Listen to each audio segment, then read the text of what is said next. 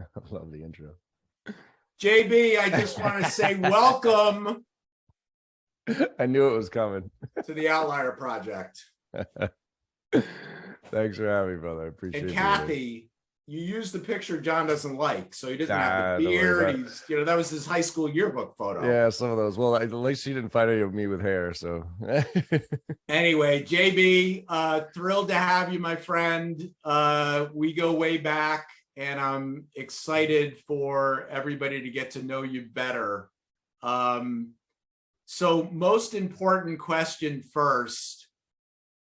The next Boston team to win a championship, is it going to be the Patriots, the Celtics, or the Bruins? Celtics. Or Red Sox? Oh, screw the Red Sox. No, the Celtics all day long. I'm a Tatum Brown fan. They're gonna. I don't know what's happening with their coach this year. That's a whole different weird story that I still don't know any details about. But yeah, I think they're the closest to getting us back on. And we have billboards here. Where we used to have billboards here in Boston that says, only 322 days since our last championship. Come on, Boston. So we got to get another one going here because we've had a drought here for the past couple of years. You'll get there. You'll get there. No, I'm not too worried. I've got a ton of questions for you, my friend. I think your journey is very interesting to me. So you started kind of as a solopreneur. And I think you didn't really have intentions. And there is a lot of entrepreneurs on this call and a lot of solopreneurs. And then I think you started to realize that probably because you were on planes nonstop and you're literally flying all over the world doing training, that, you were either going to probably, drop dead from all that travel or it was pretty tough to replicate yourself. So you started to build this amazing organization. And what I think is interesting is I still think like you are obviously the face of Sell Better. You're synonymous with your brand. And what I think people don't know is that you have this amazing team behind you. Walk everybody through kind of what was that moment when you said, like, I need to build a team.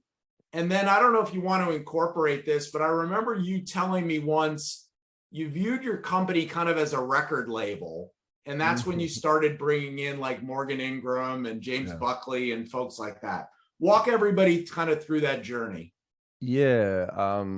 I don't think any of it was actually intentional. I've always said I'm more of an opportunist. If there's any kind of gift I've been bestowed, I have a very opportunistic lens, and I tend to be able to look at an opportunity with very limited data points and be able to make usually pretty good decisions. So I'm an evolutionist, right? Like I'm not a hardcore goal setter that says I'm going to stick this stake in the ground and go all in for it. I'm like, all right, that's kind of what I want to do, and I'll move towards that direction. But as things come up, I kind of, that's actually a better idea. Like, let me go do that. And so really, I mean, it was all circumstance. When it was DeWalt first, Xerox next, started a company, Thrive Network, sold it to Staples, got fired from Staples, joined the training company called Basho, which I took, and was one of the top trainers there or whatever. But then when 2007 hit, a new CEO came in and literally fired us all on the spot. Like it was one of those things. There was 20 of us. And the guy walks in one day and we knew the economy wasn't good. We knew things weren't going great, but he literally says to us, he's like, all right, that's it. Party's over. Get out of here. And we're like, okay. So like, what's the transition here? Is it like a month or two or something like that? Wind down. He goes, no, I don't think you heard me. Here's a box. Here's a check. Pack your shit. Get out. And we're like now? And he's like, get out. And so I was like, so I literally ran to the bank, cashed the check. Came back, and while everybody else was kind of freaking out about getting fired and having no health care or any of that stuff, I kind of looked at it. I was like, wait a minute. I knew he didn't tank the company, right? Because he actually just fired all the trainers and he went all in on the software.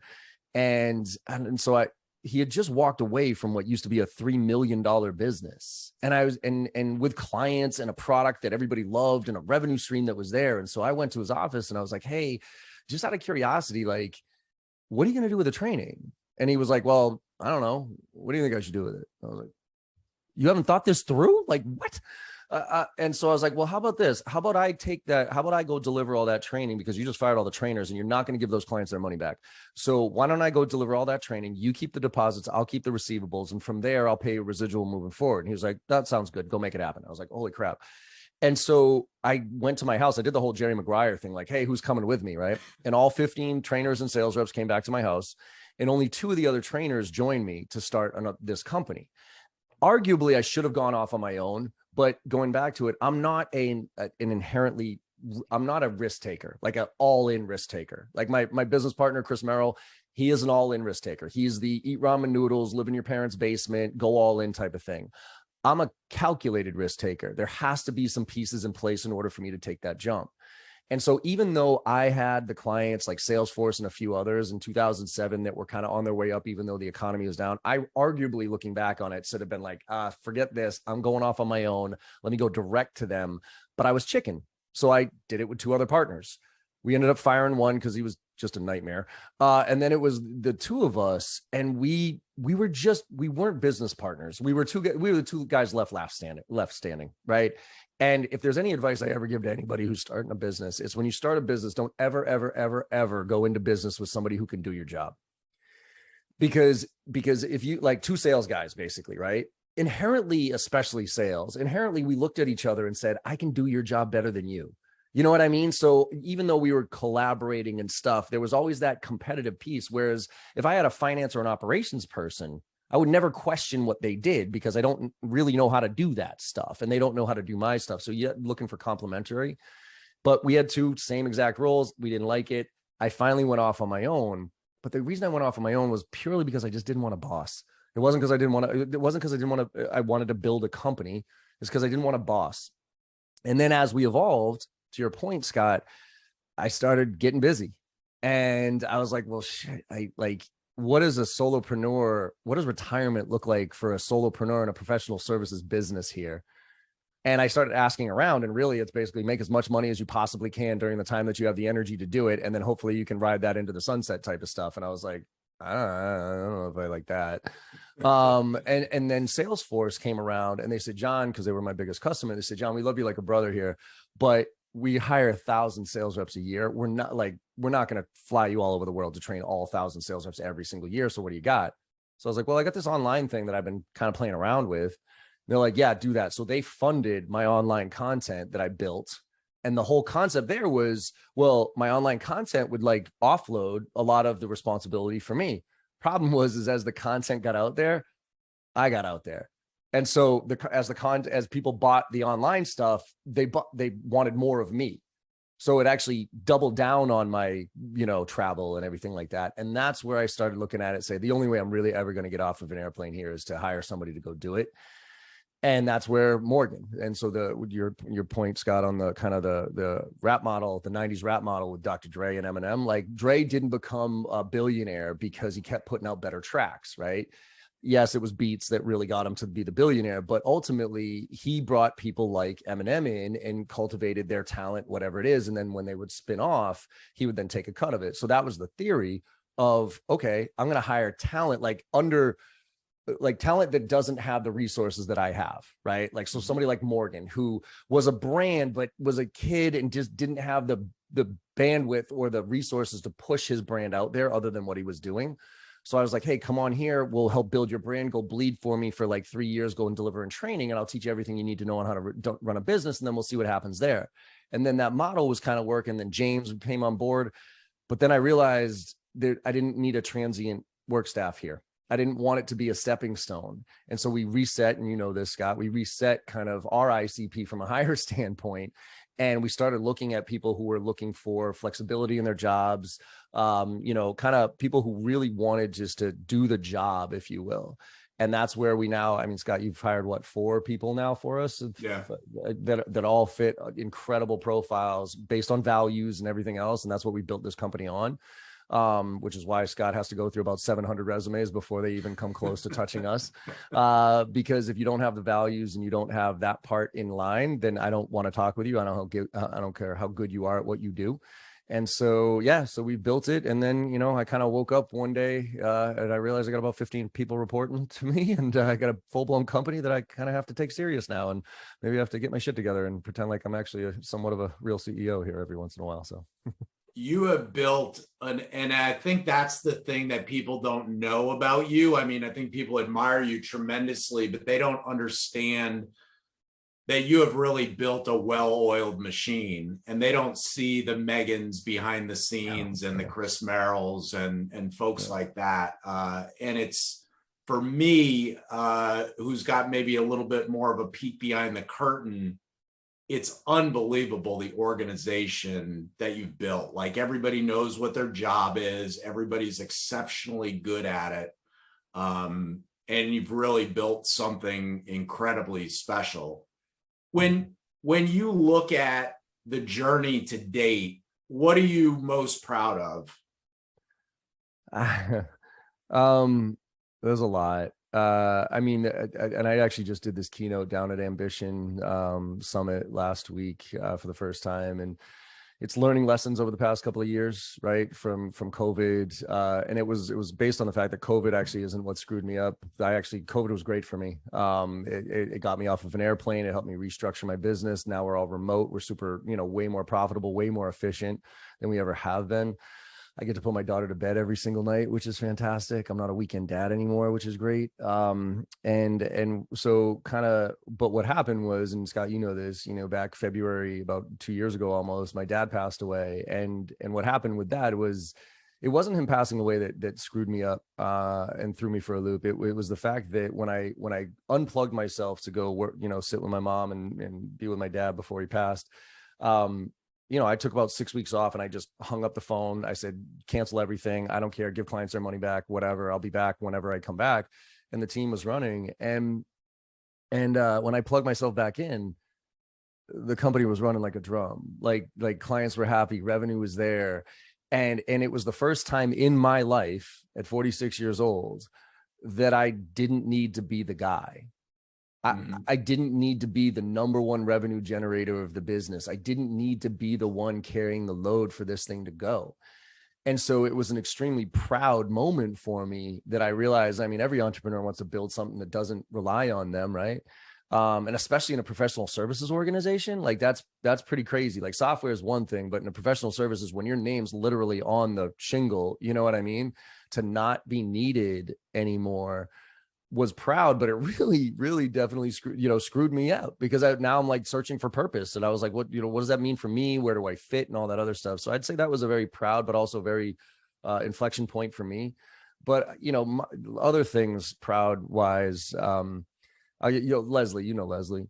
So she's one of our trainers, and she worked for a company. I don't want to name them, but she was in a very male dominated environment. Let's put it that way. And she came to me about a year after working here, and she goes, I just got to tell you something. She's like, I can't believe it's taken this long for me to reverse engineer or get out of what I was in from a mental standpoint. She's like, John, I was a leader at the company that I worked at. I was a manager, I was a director, but I still was the one taking notes during meetings.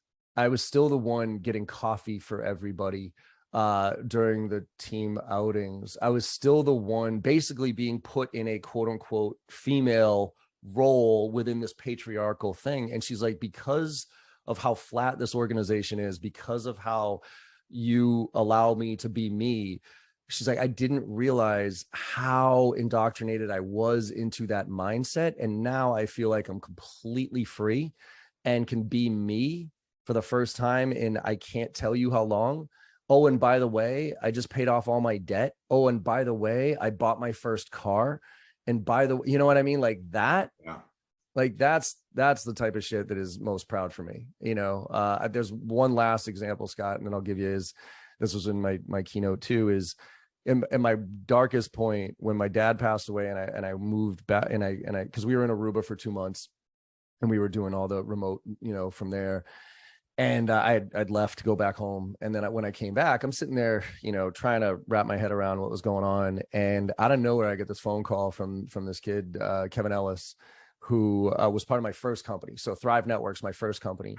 Um, it was me. I was the only sales guy within 50 engineers, and I was grinding all the way through. And we finally and we were self-funded and everything else. And we were going to hire one person. We kind of created the predictable revenue model before predictable revenue. So we were looking to hire one sales rep to back me up, right? I liked this kid, Kevin, and my CEO and the director of business development liked this kid, Jonathan.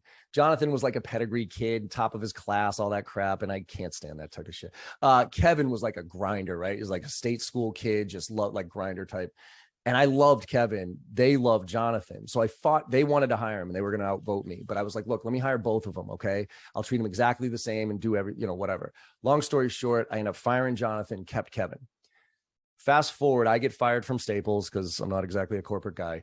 And then Kevin takes over as VP of sales. Now, Staples bought Thrive Networks, my company. Staples then screwed it all up, sold it back to a private equity firm, and then basically acquired a whole bunch of others. Thrive Networks is now the largest managed service provider in the country. Okay. Kevin stayed on board as the VP of sales all the way through. And he called me up at that moment, which is why gratitude, and Scott, you know this more than anybody, gratitude is one of my pillars of just characteristics of people that continuously grow. And it's such a powerful thing, not just giving gratitude, but receiving gratitude. And I've always been really good at giving gratitude, like, oh, thank you so much. But I've always actually really been dismissive when it comes to receiving gratitude. Like if you say thank you to me, inherently, I'm like, oh, it's no big deal. Don't worry about it. And what I've realized is by doing that, you're actually diminishing that person's happiness. And you're telling them that whatever you just did, whatever you did for them is actually not that important, or whatever their gratitude is not that important. And so as I realized that, but the universe is a messed up thing, because in this moment where I'm staring over at a sunset, trying to think about dad and what's happening in my life and all these different things, I get this phone call from Kevin. And he goes, hey, man. And I hadn't talked to him in like a year and a half or so. And he goes, John, he goes, hey, man, what's going on? I was like, hey, and at first I was like, I'm not going to, but whatever, I'll pick it up. Hey, Kevin, what's up, man? How you doing? He's like, hey, dude. He's like, I just want to say thank you. I'm like, for what? And he goes, well, you know how you fought for me and you brought me on board at Thrive Networks, and you were the one who fought for me because Jimmy and Nate didn't want me. I was like, yeah. He goes, well, because you fought for me and gave me this opportunity, Thrive just recapitalized, and I'm now a multi-millionaire, and my family never has to worry about money ever again in their lives. And I just wanted to say thank you. And at that moment, I can't express how important and how needed that was for me. It was like it hit me like a ton of bricks, because there was nothing but joy. You know what I mean? There was no, I mean, I'm not a millionaire, by the way, so like, there was no like, oh, I'm jealous. There was no, oh man, what about me? It was pure like, oh, thank God something happy is happening out there. And so to me, those are my proudest moments. Yeah. Amazing. I think one of the things in knowing you and kind of watching this is that the journey, it kind of never ends. No. Like what the future holds for you and your organization, or you personally, I'm not sure that you've figured all that out yet. Not but close. For all of us who think like, okay, I'm gonna reach this pinnacle of success, and John's reached multiple pinnacles. The journey, never ever ends. Tell us about the tattoo on your arm. What does it say, and what does it mean to you? So it's right there. This was on my dad's when we were cleaning up after he passed, and we were cleaning up his desk and everything. There was there was all these pictures of my daughter and us all over his billboard and stuff, but there was this piece of paper with his handwriting, and his handwriting was pretty shitty towards the end because he had a stroke and a few other things. But it says, when you're accustomed to privilege, equality feels like oppression. And that hit me like a ton of bricks. The idea is And I'm actually on a little bit of a crusade to change the word privilege to the word advantaged. Because when you say to a white boy like me, privileged, my defenses immediately go up. It's you're telling me with that word, it feels like you're telling me I didn't earn what I have today. And I will tell you right now, I earned every fucking thing I have right now. I bled for this. But that's, in my opinion, that's not what privilege means. Privilege means when I wake up in the morning, I don't have to worry about what I put on and dress like, so I don't get sexually harassed today. Privilege means that when I'm driving down the street and I get pulled over by the police, I don't worry about getting shot. That's privilege to me. And if you don't recognize that as somebody in this country who is born with the privilege or advantages that I have had, I think you're doing yourself and everybody else a disservice. And so I think you cannot argue that being a white male in today's world is not an advantage. You can't argue that. I'm sorry. We can debate the word privilege and what it means and all that other stuff, but you cannot argue that being me, a 6-foot white male, is an advantage. And so I think recognizing that and trying to do whatever you can to help pay it forward and leverage that privilege or that advantage to help other people who might not have as much advantage as you, I think is critical, because it's no longer okay just to sit back and say, well, I'm not racist, so I'm not the problem, or I'm not a sexist, so I'm not the problem. That's just not the way change works. And so I think it's incumbent upon us, those who do have some advantages that others don't, and might not have, had to go through some of the struggles that others have just purely based on the color of their skin or their gender or those type of things. I think it's important to recognize that these days. Yeah, you are somebody who really believes in diversity. And I remember having a conversation with you and you said, Scott, do not put another white bald guy in front of me. And I realized at that moment how many white bald guys there were in training. Sales training, right? There's a lot. And there's a lot. That really, there's something to be said about that. I mean, maybe it's the stress. I don't know, but it shrunk the candidate pool tremendously. But anyway, he's built this beautifully diverse, very, very cool team. So obviously you've been in sales your whole life. Mm-hmm. You trained some of the biggest, most prestigious companies in the world. What do you think the future of sales looks like? You're a forward thinker. What do you think? Where do you think we're going? A lot of people talk about, well, sales may be a dying profession and, robots are going to take over the world. Just give us your thoughts on the future of sales. Yeah, look, until robots start buying from robots, when that happens, we're screwed. Like when robots start buying stuff, then we're in trouble. But as long as there is a person purchasing something, we're going to be okay. I just think it's going to be a smaller population. I personally think we're going through a massive transition right now. We're going back to full cycle sales. I think the predictable revenue model is broken. I think it has been broken for the longest time. It is not customer centric in any way, shape, or form. It's great for us as businesses because it helps us scale, right? So we can get cheap labor. Well, not cheap anymore. You're fucking 100,000 OTE for an SDR making cold calls is batshit crazy right now, by the way. But whatever. We get relatively cheap labor. We put them on. We make them make cold calls, and we grow them up. Right, that whole thing. The problem with that is, from a customer centric standpoint, no customer wants to be handed off 5 times before they actually talk to somebody who knows what they're talking about. Right? There's no value in the SDR role as it sits right now to the customer. Okay, I'm not saying there's no value to the SDR. There's no value in as the way it's constructed right now. There's zero value. If any of you get a cold call from an SDR 22-year-old kid right out of school right now, anybody getting value out of that conversation in any way, shape, or form? Raise your hand. No, because they're going to throw some piece of shit pitch at you. They're going to ask you some crappy ass bant questions and pray to God that they hit the nose, like that you are needing something right now. And by the way, if they did hit you right now, they're probably fifth in line of the inbound leads that you've already put into the 5 other vendors that you want to talk to. So the model is broken, and it's embarrassingly broken.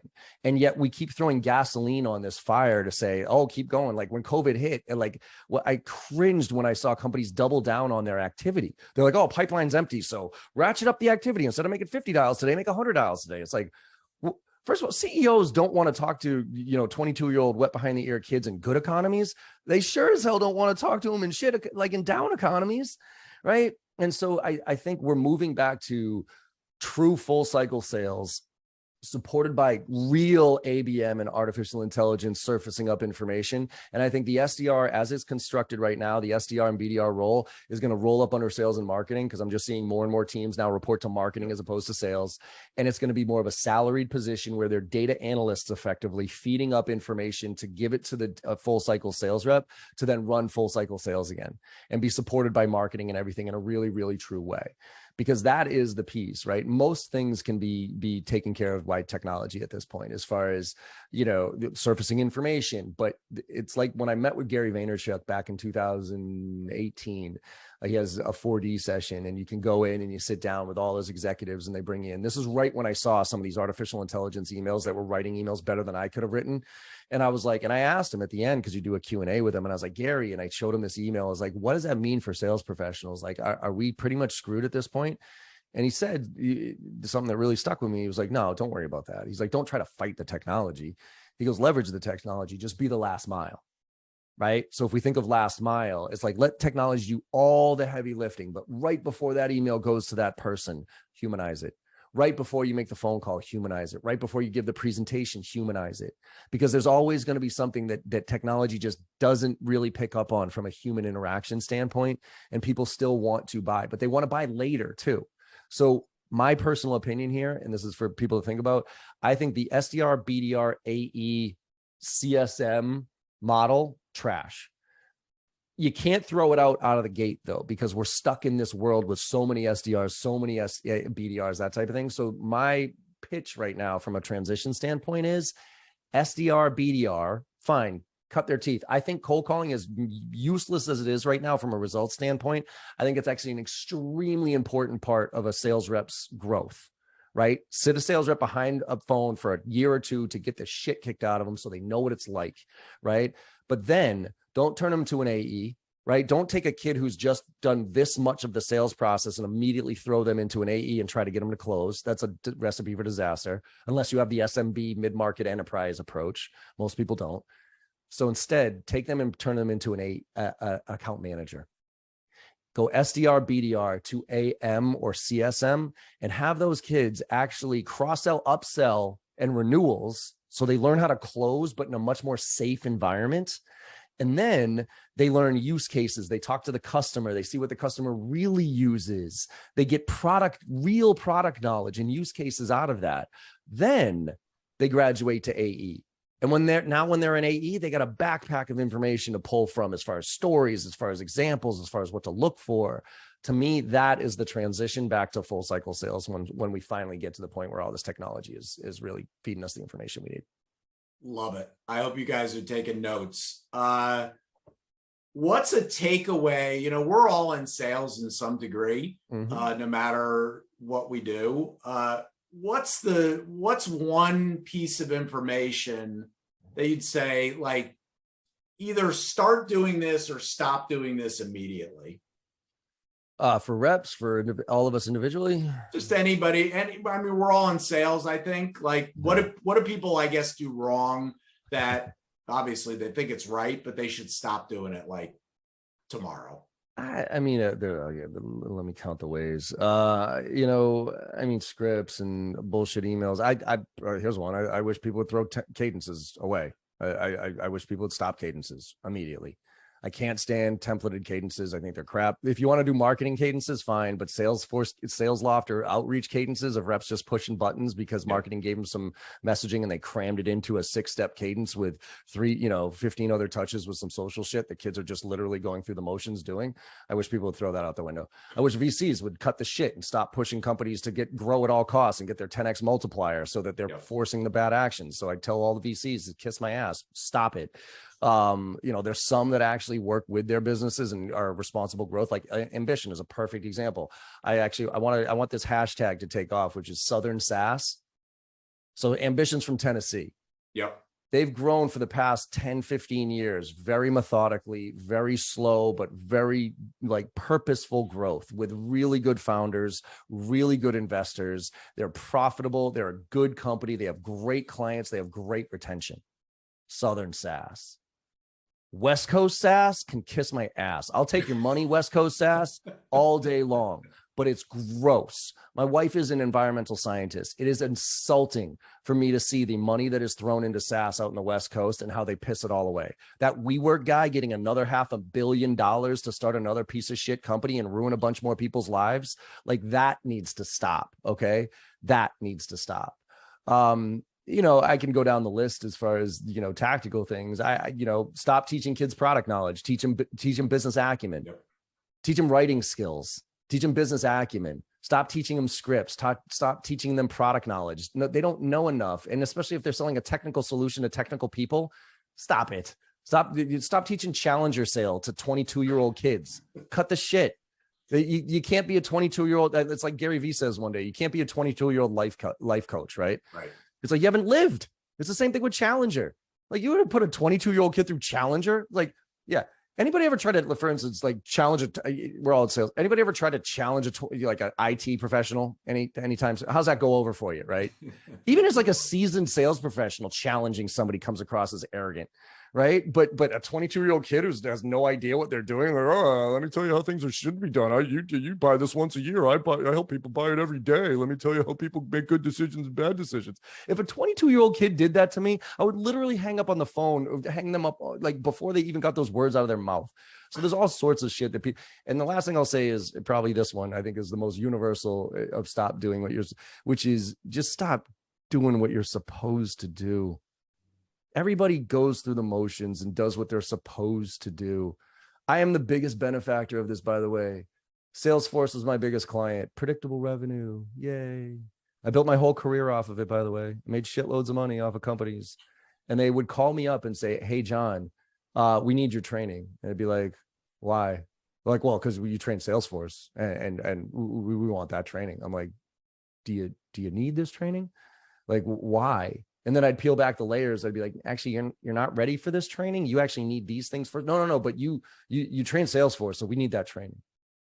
Because that's what you're supposed to do, right? You're supposed to build a predictable revenue model. You're supposed to hire a whole bunch of SDRs. You're supposed to hire, then make sure that this thing and make sure you have these transitions and have lead flow and MQLs and SQLs, because that's what you're supposed to run events. Have anybody been to an event recently where you could tell how much money the company has spent on this ridiculous event and like 50 people show up to it? You know what I mean? Like I've gone to like virtual trade shows where like Seth Godin comes on and I know how much Seth Godin costs. Right. He's a lot more expensive than me. You know what I mean? So you're talking $100,000 for this virtual conference, but Seth Godin and all these people come on and 150 people sign up to it. And like 80 people are live on these sessions. And it's like, why are you doing this? Oh, because your VC gave you a whole shitload of money and you got to spend it. Yeah. So my point is stop doing what you're supposed to do. Right. Do something different. No, the rules don't apply anymore. COVID broke all the rules. So fuck it. Do whatever you want. Show up differently. I mean, our motto, the Outlier Project, is anybody can be ordinary, and show up differently and magic can happen. Well, I don't have time for any more questions because we've got so many people who want to ask you questions. So we are going to start. Chad in California, you're up with JB. Oh, after he just got done with the West Coast, I get to start us off, huh? Nice. What's up, Chad? John, fired up. I mean, you got cracking up. You're taking all kinds of notes, and I'm right there. with everything that you're saying. So this is super cool. But I wanted to, I know you touched on, the book and what the premise of it was around your daughter and helping teach her. One thing that I'm doing, you're talking about experiences and events. And for me out here, I want to tie this into good causes. I took notice that you had your daughter's favorite charity is the World Wildlife Fund. Can you tell us a little bit about that? And is there any way that we could help to support that as a community? Yeah, I appreciate that, Chad. I think that's, again, it kind of goes back to privilege too, right? Like once you realize that you're in a pretty good position, giving back is top on the priority list. At least for me, it is. And also teaching your kid, it goes back to values too, right? Like teaching your kid values. And one of the things for me with the book was it was a good opportunity for me to connect with my daughter because I was traveling so much. And when you tell your kid you're a lawyer, a doctor, they all kind of know what that is, right? But when you tell your 4, 5, 6-year-old kid you're in sales, they kind of look at you like, what? Like, what do you talk all day for money, Dad? And I'm like, I mean, kind of, but right. So I was trying to educate her on what it meant to be in sales. And she was a Girl Scout. And so she had come up to me one time and she's like, Daddy, she's like, Girl Scout cookies. She's like, I got a link. And I know you have a big following, could you share this link so that people could buy Girl Scout cookies from me? And I was like, no. And she was like, well, why not? I'm like, first of all, because that's my network and I worked my ass off to build it. And second of all, who's going to buy, why would they buy cookies from you over every other kid that's knocking on their door trying to sell them cookies? And she was like, oh, well, what do I need to do? I was like, well, you need to show people why they should buy cookies from you. So we did this little pitch, like she got a wig on because she was a little nervous and she does a video pitch. And if you go to iwannabeinsaleswhenagrowup.com, like you'll see her pitching it and we practiced that. And then I wrote a blog about it. And then she did, face-to-face sales, like knocking on doors. So we, practice objection handling. And then I ended up writing a book. And the idea was to kind of be connected to her in a lot of ways, but also introduce sales to kids at a really, really young age. Because no kid ever says, I want to be in sales when I grow up. And so that part of me was, one is to elevate the profession from the ground floor. 2 is to get more women into sales, because I think women are some of the best sales professionals I've ever come across personally. And then also to give back, right? So now 100% of the profits go to charity on that. And we get to give a check to the World Wildlife, usually about 25 grand every year. So great way is if anybody wants a book, you could buy it on Amazon, but it's actually better because I get like $1 if you buy it on Amazon, because Amazon screws you. But if you want, you just hit me up with a DM or a text, and I'll send it to you. I'll have my daughter autograph it for you, right? If you have a kid, I'll put their name on it and I'll send it to you, and $20 on Venmo or something like that, and all that'll go directly into the charity. So I appreciate it, Chad. But yeah, it's a fun project. So the last thing I'll hear, I know I want to save time for everybody else, is because I'm looking to align myself with other good causes. I'm actually coaching some elite basketball players here, high school basketball players, and I'm getting them to think beyond basketball, beyond bigger school, etc., and doing some community things here. We're going to do a beach cleanup, and I got to look more into the wildlife and see if maybe there's a correlation that maybe we can help support that cause through our community out here on the West Coast. I love it, man. I appreciate that. Yeah, and I'm up for any collaborations on that. I'm doing something with modern sales professionals coming up on Thursday. I'm speaking. They bought 150 books and they're giving them out to everybody who's going to be joining the conversation. So those are the type of things that are just fun for me to. So anytime I got probably about 5,000 books in my garage here. So anytime you want some, I'll ship some out to you. But yeah, I think anything you can do and what you're doing there, Chad, with high school basketball, like there's all sorts of opportunities to give back. We work with Service to Software, where we help veterans who come out of, being a veteran, and help, they get our training so that they can get certified and get jobs in SaaS. So any of that stuff, I just really hope and appreciate what you're doing, Chad, and hope most of us are trying to do a little bit, right, to give back to other people. Thanks. Yeah, Rob Owens, who joined us, who's out here in Southern California. I just reached out to him last week and introduced him to a buddy of mine who spent 20 years in the Air Force, and they have some people that they know, and they're going to work on some things. My buddy's a veteran, and he's looking to actually, that's a separate conversation. I don't want to take up too much time, but this is a lot of good stuff. I appreciate it, Chad. So anyway, this is not a setup. Nobody knows about this. I didn't even tell Kathy. So I have this little clicker here. And I said, every time John drops a naughty word, I'm gonna click it, and I'm gonna donate $10. So far, We're up to 22. So John, the charity of your choice, I'm up to 20. Now I didn't want to tell. I was going to say, fucking shit, fuck, shit, fuck, fuck. I could go bankrupt. Sorry. So anyway, I owe you some money for the charity of your choice. Appreciate it, brother. Doug, you're up with the great John Barrows. Thank you, Scott, and thank you, John. And I guarantee you, with this question, you're going to get your clicker ready, Scott. Oh boy. Oh yeah. I connected with you, John, like so many others did, but it was in 2018, and what compelled me to do so was a post I saw on LinkedIn where you were going off on Grant Cardone and the whole John and I were there bullshit. And I said to myself, because I think sales is a very noble profession, as most of us do, and there's such garbage out there that always made my skin crawl. And I've been exposed over the years to a lot of different sales training and programs, and Sandler sales is one that definitely resonated with me for many reasons. But when I saw you eviscerate that whole persona, I was like, yes, like this dude, and I'm ignorant, I didn't know about you before then, like this guy, I love this guy. Can you just please go in any direction you want with that? Yeah, it's heartbreaking, right? I mean, I've always thought, so quick story, if anybody wants to Google it, Google Jay Barrows, We Need to Talk, and you'll see the full story here. But long story short, Scott and I were there. Grant Cardone, I've always despised him just in general, because I thought, people say, what are your favorite sales movies, right? And you hear Wolf of Wall Street, Boiler Room, Glengarry Glen Ross. I actually disagree. I think those are the worst sales movies I've ever seen in my life. They're great movies, but they're the worst sales movies I've ever seen. It's literally everything that's wrong about selling, right? Because they're just trying to screw people over just to get their commission checks and that type of stuff. And Grant, unfortunately, in my world, falls in that bucket.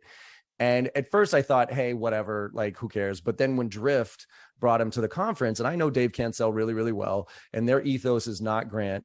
And I asked, I was like, what's going on here? And it was like, no, he's actually got good content. So I was like, you know what? Maybe I'm wrong.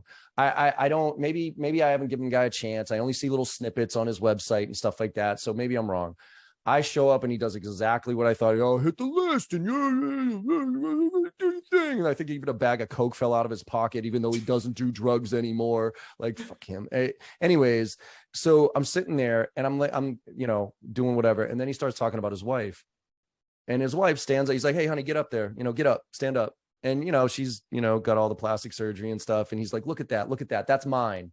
And he starts talking to her like he owned her. He was like, that's mine. That is mine. And then he started talking about what he was going to do to her on his private jet on the way out of the conference. And I lost it. I was like, what the Trish Bertuzzi was sitting next to me, and she like smacks me. She's like, wah. And I'm rarely speechless. And so, and I was speechless, but then I ripped off on LinkedIn and I was like, guys, we got to cut the shit here. We got to stop this bro culture. It's killing us. We are ostracizing people that could be great in this industry, women, people of color, all that stuff with that attitude. So we got to stop. And then I ended up getting Trish Bertuzzi, Casey Jones, and Lori Richardson together. And we did a webinar on this. It was called We Need to Talk. And one of the things that was for anybody out there, and I really encourage anybody to go look at that blog post, because on that blog Kathy post, dropped it in the chat. Thank you. What I did was, we didn't want to preach to people. We sent out a survey, a blind survey, a Google Doc, and said, hey, give us the questions that you're afraid to ask in your environment. Give us an example of something that's happened that you're uncomfortable bringing up in front of, your peers, and give us a positive thing, right? I thought I was a pretty empathetic guy. I thought my wife, my mom raised me well, I thought, right? But then when I had my daughter, I was like, oh my God, like, whoa.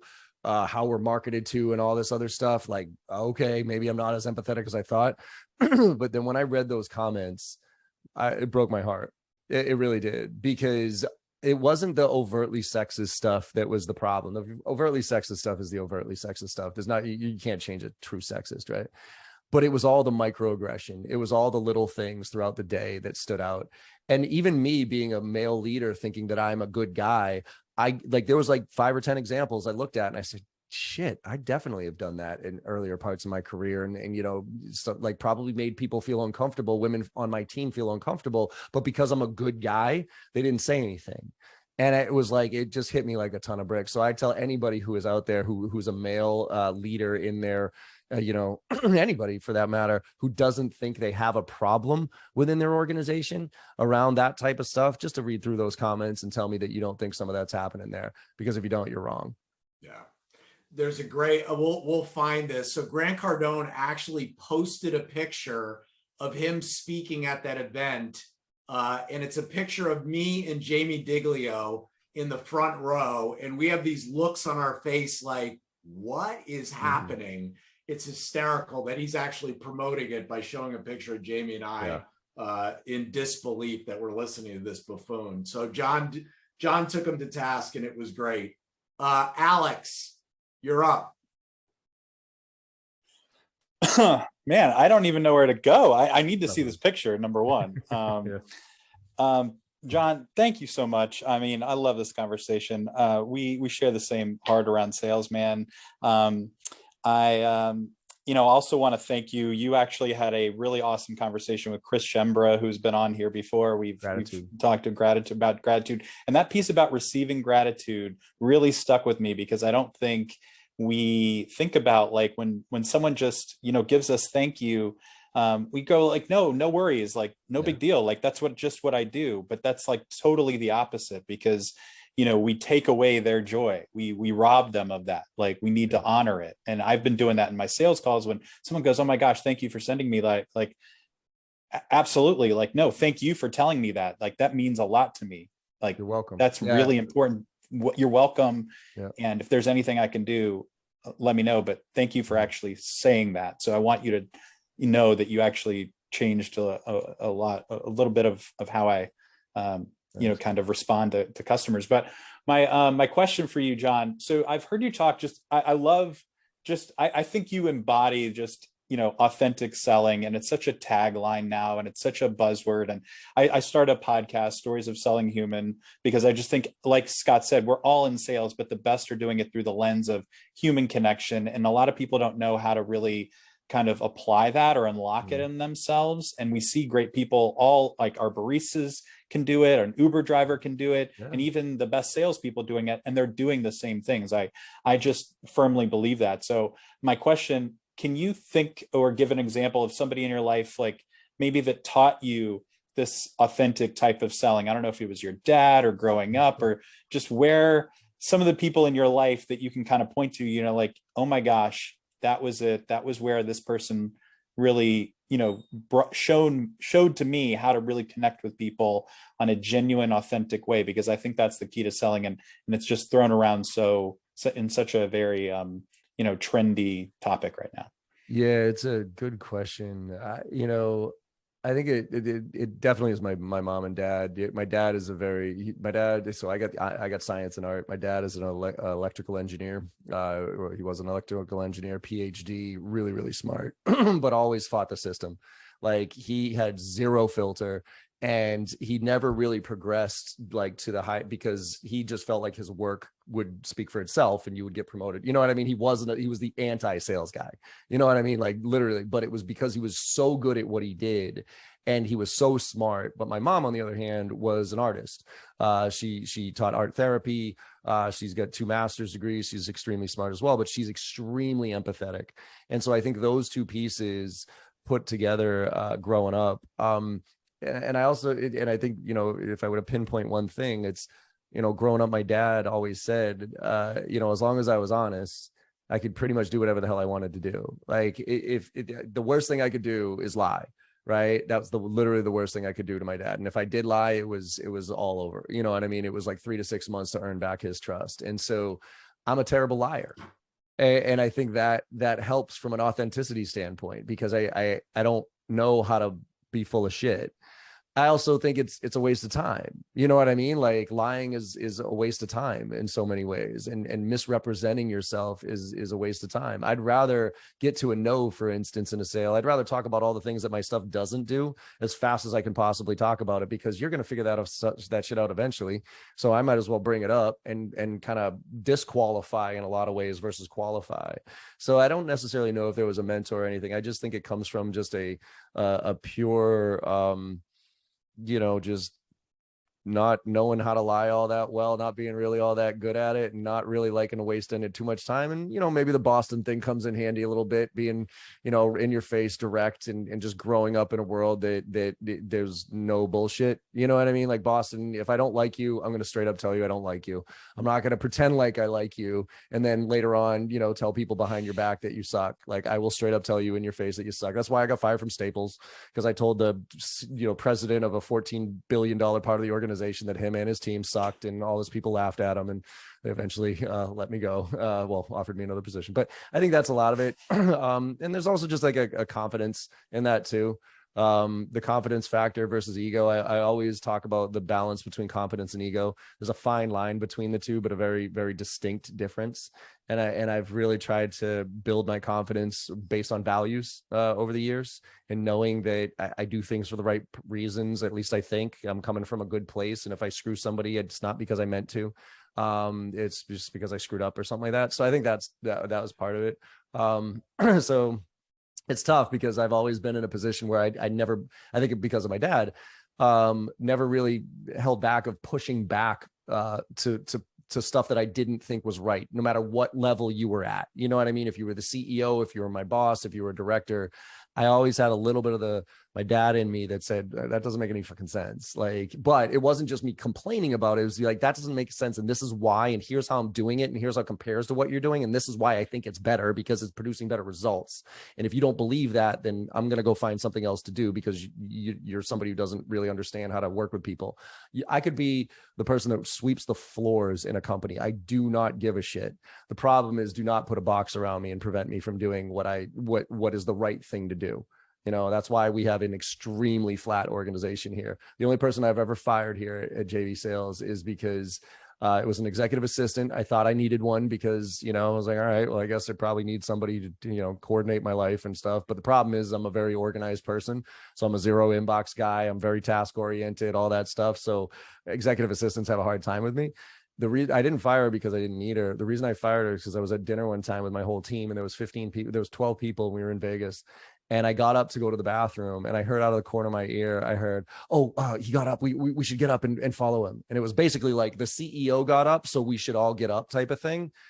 And I was like, I stopped dead in my tracks, and I turned, I was like, absolutely not. I go, we are as flat as it goes. If you ever put me on this pedestal again, this relationship will be over. And right there, I was just like, she's great. She would have been great for a typical CEO who doesn't know his kids' birthdays and needs to get, somebody to pick up his dry cleaning and, buy cards for his wife and stuff like that, because he's a douchebag. Like, probably a really good executive assistant for that type of CEO. But I'm not that type of CEO. So that's kind of where it comes from. So there. Yeah, that looks like an excited crowd, doesn't it? So look, yeah. that's Grant Cardone posting this, and Jamie and I look like, what are we doing here? Yeah, I almost jumped up on stage and punched him right in the mouth. But quite frankly, I was so appalled. I think I look jacked in that picture. Can we put that back up, Kath? I mean, damn. I don't know what I was doing back then. Right? Am I right? I'm looking good. Anyway, there's no smiles of anybody. No. Well, we were pretty unhappy. Tom, I think I missed you. You didn't miss me. That's fine. You're up with JB. We're gonna go. We got to do like speed round here. We're gonna try to get a couple in quick. Cool. So John, I have a question for you. Obviously, you built your brand. It was on your name, right? Mm-hmm. You were traveling. You were delivering all this training, doing all this stuff, and we're in demand.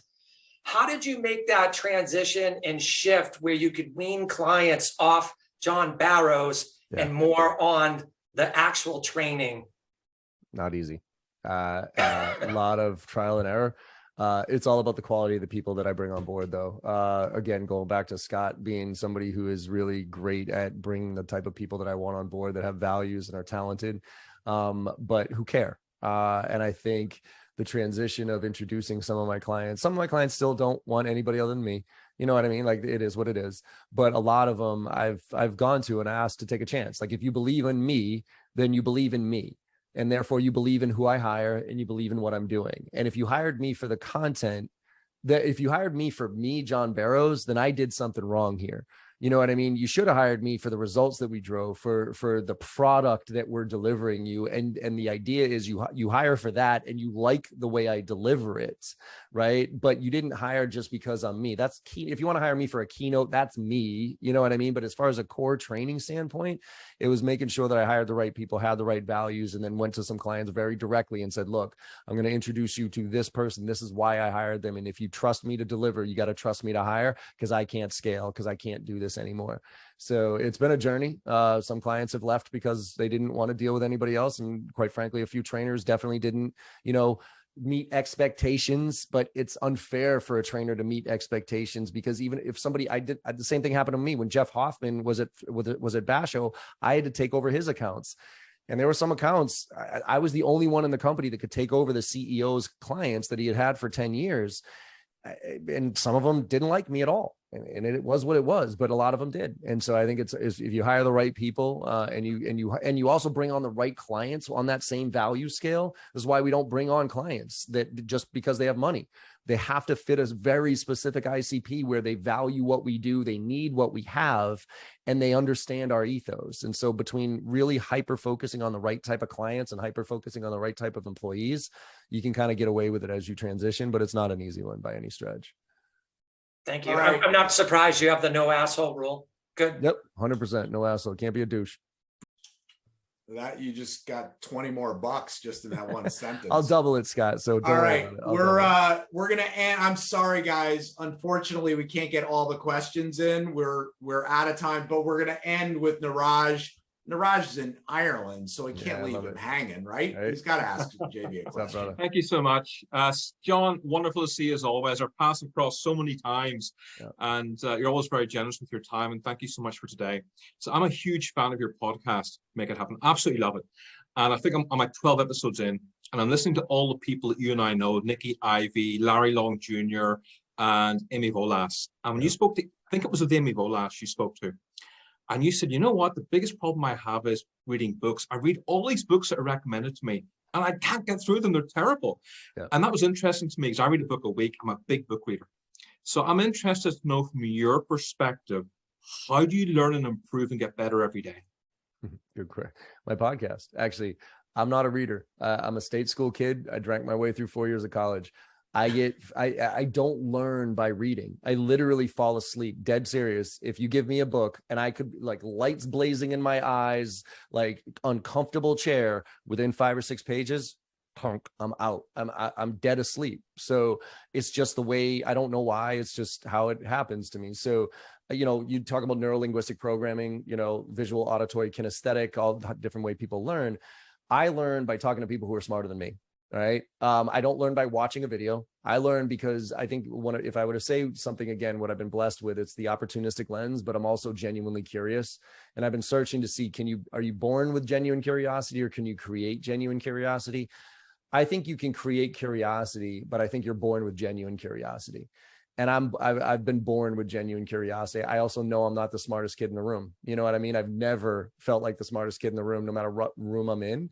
And so therefore I'm always inherently trying to learn from other people who have been there, done that, and having these type of conversations and allowing me to dig deeper and ask more layering questions and those type of things. That's how I learn. And I learn when snippets too. So it's like, I'll take that and I'll apply it and I'll see if it works. And then I'll try something different, going back to being an evolutionist versus a hardcore goal setter. So my main form of learning is all those conversations that you're listening to. It's basically an open therapy session for me. As you get into it, you're going to see, you're going to hear me searching for quite a lot of things in my own personal life from people who have been there, done that, or who have have seen that in other ways and have advice around it, and that I apply and then keep moving forward. So that's how I learned all these books. I feel bad because people are like, oh, let me send you a book. I'm like, you can. I go, but I'm not going to read it. I literally sent an email this morning to somebody saying, hey, I want to send you my book. I'm like, feel free. It's going to sit on my shelf and I will literally never crack the binding of it. I promise you that. I go, but if you want me to stand up and say, hey, great book on a post, okay. But that said, it's people learn in different ways. And so that's why I think we have to communicate in different ways, in general. That's why you have to, when you're doing presentations, you have to have visual stuff, you have to be talking, you have to have things that people write down, whatever, because we all learn in different ways, and that's the way I learn.